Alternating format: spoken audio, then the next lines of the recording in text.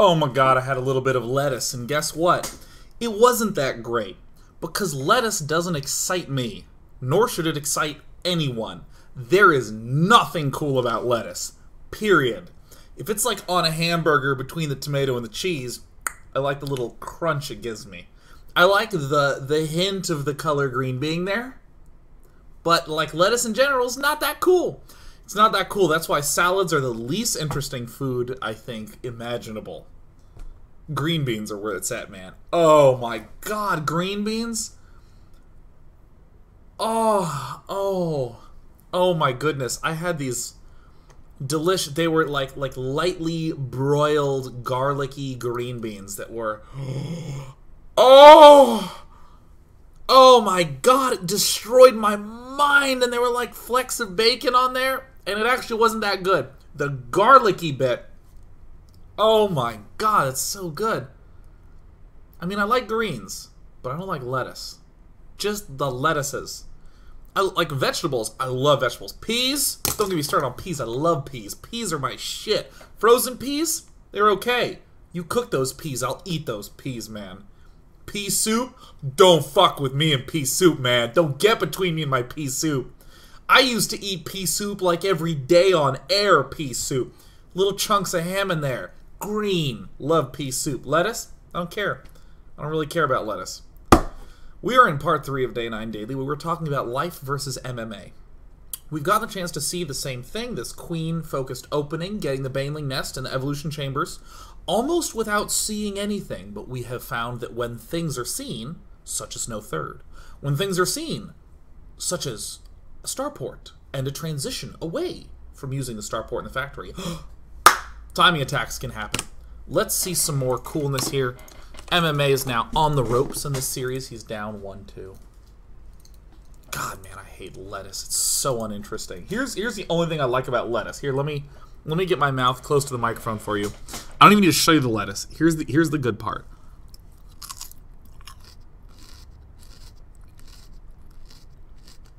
Yeah, you hear that? The crunchy part. Crunching is nice. The crunchy part, the center, the spine, the rib of the cabbage. That's the good part.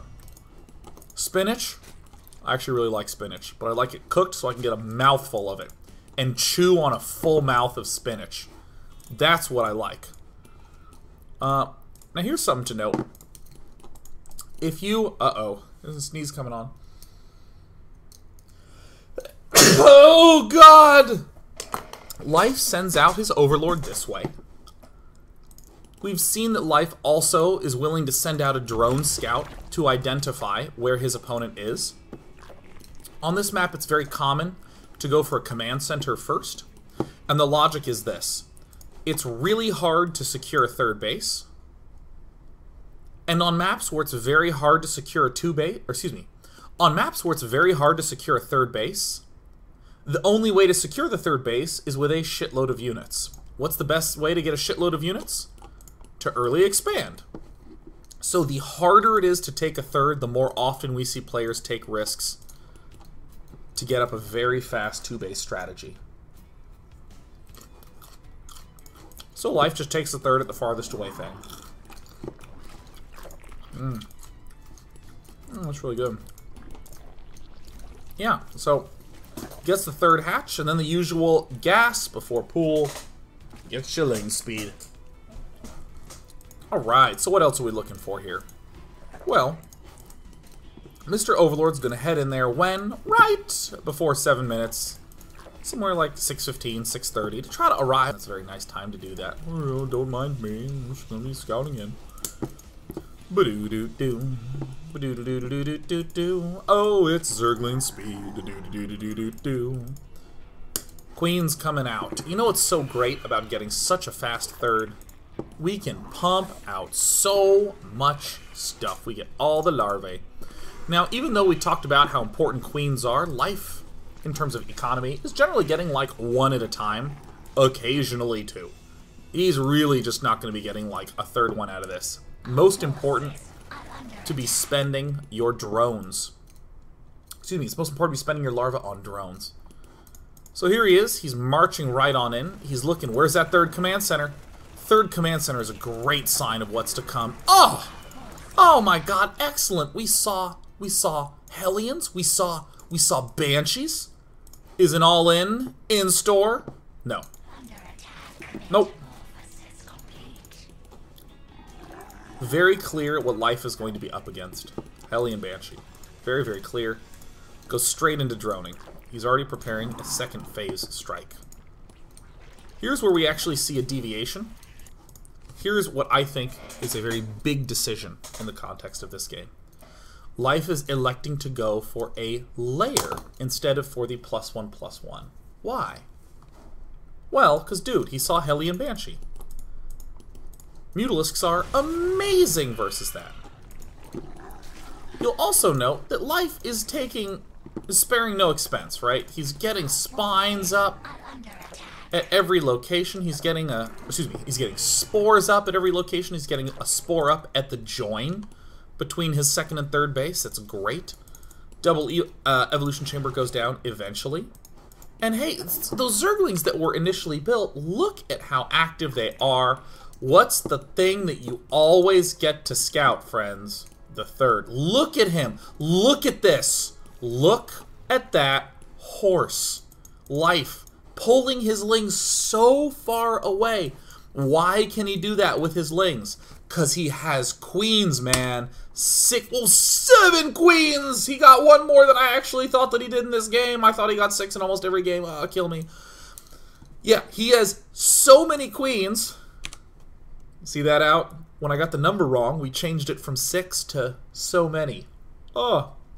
He got 7. I can justify that, right? He's going to be up against Banshees, and the Queens can shoot down the Banshees, so it makes total sense. But, you know, it's generally 6, you know, numbers aren't important. It's like concepts, right? But look, seriously, the numbers are important. 6 is a good number, and 7's fine here.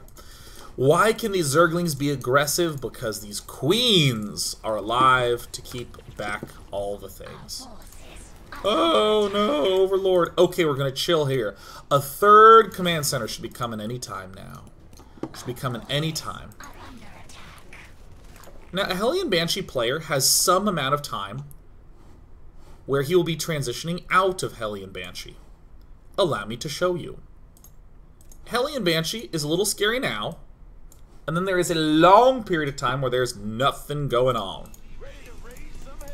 Alright. Know your timings. Do-do-do-do-do-do-do. Right around 7 minutes is when your Banshees can get started at the latest. As early as 6:30. So cool. This Banshee is going to be coming out, and I want you to just look at what's going on here in the base. The exact timings of when stuff's going down is not as important as just generally. Only at around like 10 minutes or so is stuff really beginning to kick into high gear. Oh yeah. Yeah, look, we have at around 8 minutes, these two things were available. So at around 8:30 is only when we're beginning to get Marines, so it takes a while for these puppies to really begin to power out some units. I mean, the infrastructure is there, but there's 7 Marines. So at 9 minutes, I mean, there's just not a lot of Marines out here. It takes a while to power up. So again, Hellion Banshee, and in fact, just most of the crap that Terran does, takes a while to power up. It's when you're getting close to 10 that you have to begin getting worried and stuff. So this is some really smart stuff. Pneumatized Carapace, just getting Overlord speed. Man, where's that third, huh? We're starting to see a just general pattern here, right? The third is just the big moment, always. So Life has taken this hatch, he's taken this hatch, but he's just stopped all drone production. He's at 70, excuse me, he's at 69 juvenile people. He's at 69 drones. And it's easy to say, oh yeah, it's an acceptable time to stop. Many Zergs like to go up to 80, even 90 drones in some cases. 77, 75 tends to be a stopping point for many. There are many choices to go beyond this. But there's only one correct choice right now. No third, no chance. No reason to take this tremendous risk as life. I mean, he's just going to be pumping out Zerglings, man. Pumping out Zerglings, making banelings. Get out of here, Queen. God, where's that third? Where is that third? Look at this. Did life see anything? No, he just went here, man. He's just here now. God, man, where is that third? Oh, this little troop here is doing some good work. Alright, these lings, one of those is going to go there and check for that third. Alright, everything else that's been getting produced is lings. You'll also notice an unusual lack of mutalisks. Where's that third? Where's that third? Check that third. Alright, how many drones are there? How many drones? 68 drones. Calm down, juvenile people. Or, with your creative imaginations, you'll wonder how much it hurts to do a 68.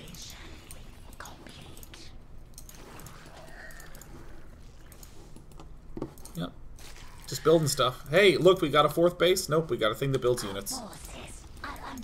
Where is it? Nothing here. I mean, it's pretty straightforward. It's tense, but it's pretty straightforward.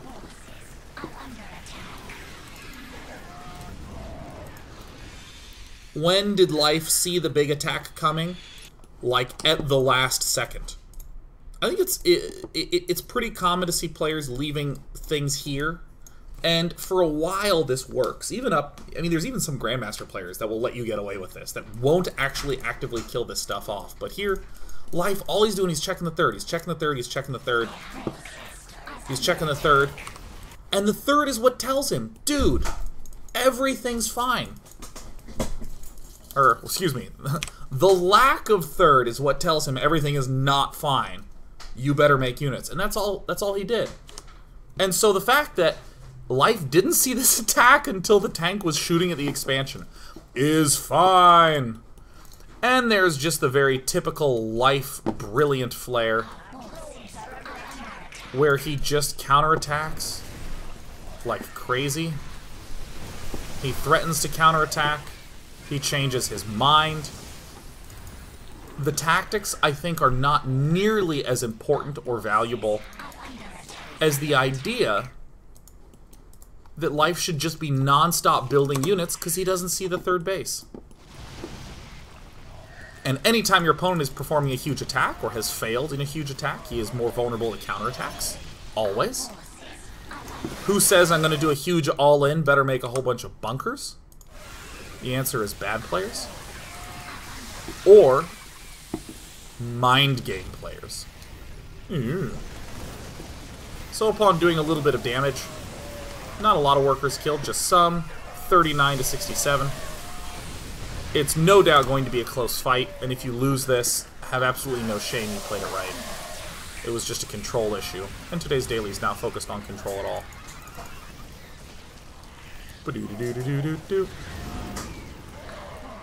One of the also cool reasons why life just sits here and waits is that if a Terran player is ever going all in, he has to walk on creep. So you have that glorious benefit. That's actually such a profound statement that we can just say it again, because we like to say things twice here on the daily. We have 90 minutes to fill. Let's say things 2 times, 3 times. What was I talking about? Oh, that's really bad. I dropped my pen. The show was falling apart before my eyes. Yeah, if you're up against a macro-type player who's taking a third base, and they're going to be taking a fourth and fifth and so on and so forth, he is going to be scanning to try to kill off creep, and he's going to be avoiding being on creep. But if your opponent is trying to do some sort of 2-base all-in, then he just has to be on creep, so that's a really nice opportunity for you. Let's look at the last game. The last game. This is an easy one. Get your questions ready, because we're going to be blasting through this crap fast, man. We're going to be going through it so fast. Alright, here we go. MMA in the corner. MMA in the corner. Do-do-do-do-do-do-do. Life's holding off all-ins. He's winning with all-ins. Just as once life goes for pool first, that just seemed like a big precautious play to me. He's up 3-1, and this map is one of the most all-in-on maps out there. With barracks going up here.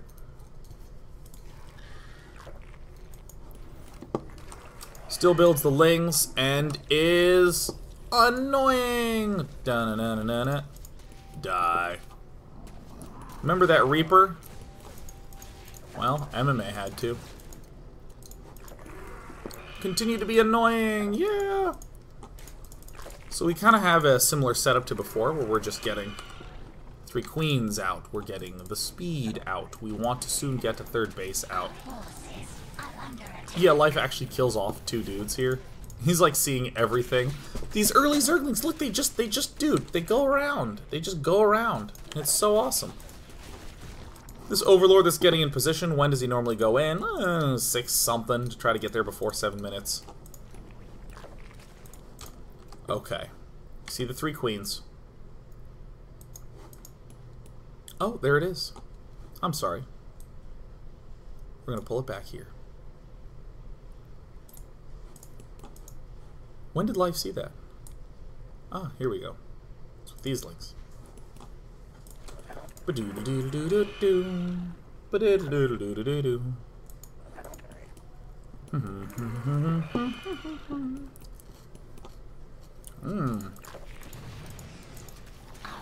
Second round of Zerglings come in. This movement up here, boom. Sees a third command center. And that's it. Life's like, dude, I'm all in. I'm all in. This is a call sign to go all in. If you see the fast third command center. Life's just gonna go all in. Has to do with the map a little bit. This is a nice flat architecture that's kind of hard to micro against. We also have this second attack angle, which you'll see life go huge on. It's unlikely to be a lot of resistance with this. We'll also see the way that life sets himself up here. In terms of the droning, I mean, he's still getting his, still loses some drones. You don't always have to commit to going all in as extreme as possible. But he is going to get his third queen over here. He is going to have 2 gas geysers going. I mean, he's rallying into the main. These are all just good general techniques. Notice how he's setting up the mini-map. He's just checking. He's basically deciding this because he saw this third command center thing. But still, it's a 3-base play. And he's typically at like 40 drones. He still has a reasonable amount of drones. He just happened to have lost 7 this game. Oh wow, yeah, it would have been exactly 40 drones. And let's watch the usual sick, cool moves. I mean, this is very straightforward. It's not that life is just going all in. He sees this. And look at him. He runs all the way around this way. Plants the Zergling there. And then sneaks down here. Oh, God. Just maximizing everything. Everything at home for defense. Pour la défense. Waiting until after the banelings are produced. Oh, so glorious. Even these Zerglings were destined to go around. What are you gonna do if you're MMA? You're gonna lose. Do do do do do do do do do do do do. It's a ling baneling all in. Do do do do do do. Do do do do. Do do do do do do. Boom. Bang. Do do do do. Zerglings rallied in. Do do do do do. Poor MMA.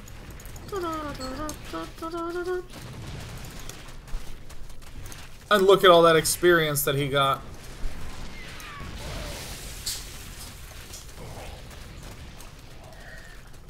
And after that, life was unable to lift the trophy. Alright, so we close the game. Let's take some questions. Let's close this puppy out. And let's eat some.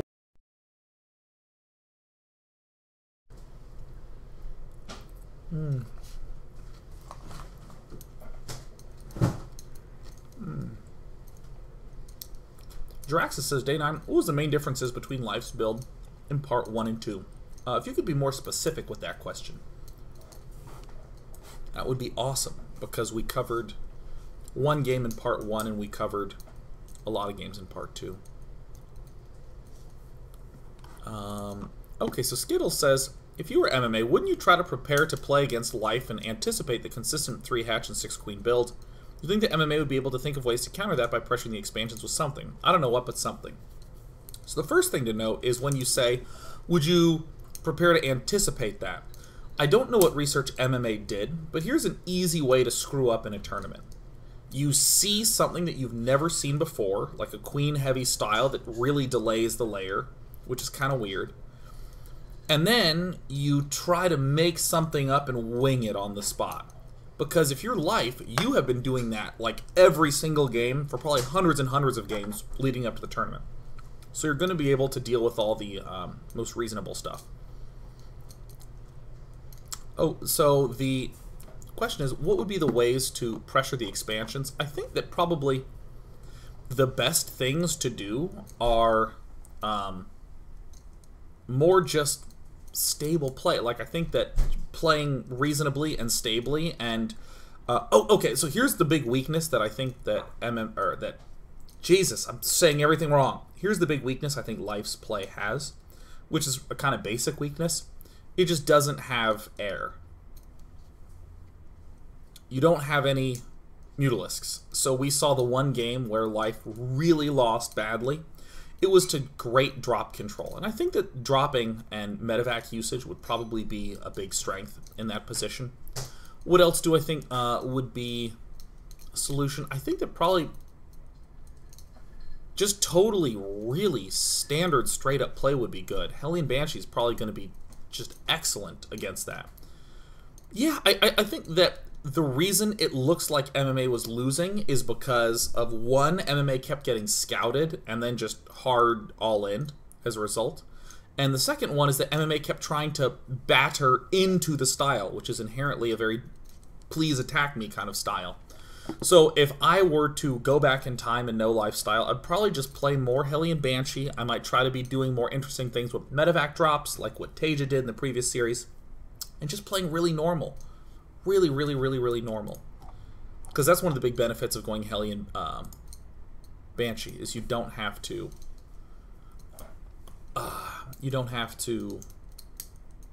worry that much about those all-ins. So Draxa says, the first game from both Part 1 and Part 2, I didn't feel much difference between them. That's exactly it. The opening that Life's doing is like the same in so many games, and then there's a point where he sees something, and then there's a hard skew in one direction. And also, Draxa says, what would the Ling offensive and 6 queen defense be weak against? We already talked a little bit about that, because I'm reading these questions out of order, and I was answering that as you typed it, so I guess I'm behind. What scouting information should make you change strategy? That's an interesting one. From the Terran point of view, what scouting information should make you change strategy? Like if I'm Terran and I'm poking with those Hellions and I'm noticing a high queen count, I'm probably going to be more aware that drops are going to be strong. That would probably be my inclination.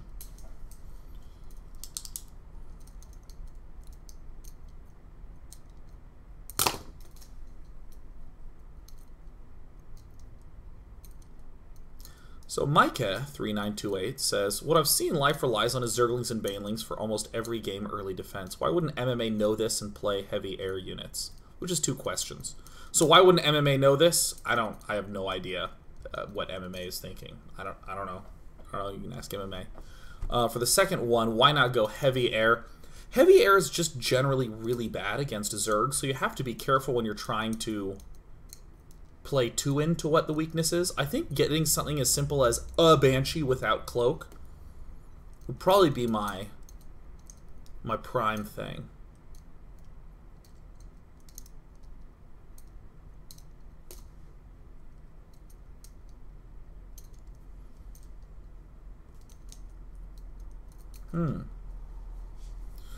Yeah, I don't ever want to try to play too into something. I think that that's sort of an easy trap to fall into in a lot of different ways, where, like, let's take a crazy example. Let's say you're playing against a player who's trying to expand 4 times quickly. You could say, oh, his weakness is that he's going to be low on units, so I'm going to go all in. You don't really have to do that. You can just say, oh, well, I'll be more aggressive with just 12 Zerglings. Just a tiny amount, and then do all the rest normal stuff. Like, because you want to bend your build. You don't want to do a different build. You don't want to just like, whoa, midway through the game, I saw that, you know, his factory was 2 hexes to the left, so I'm going mech instead of bio.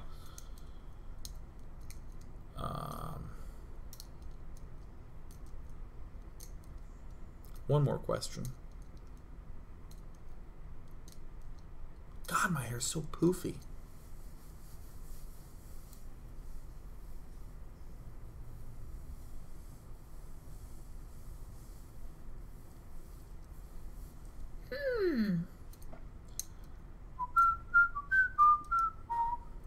Is there any reasonable question?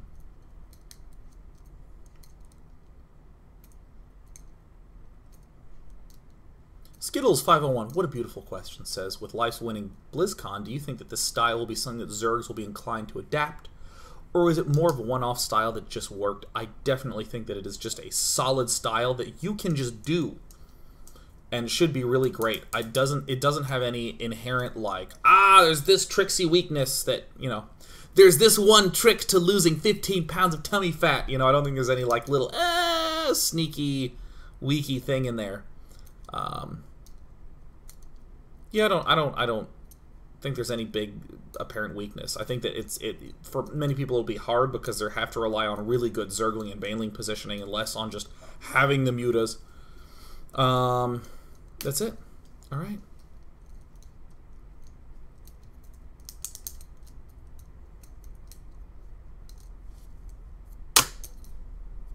That's it. I'm done. I'm gonna hit this button and turn it off. I'll see you tomorrow.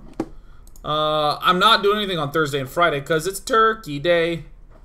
Peace out, guys.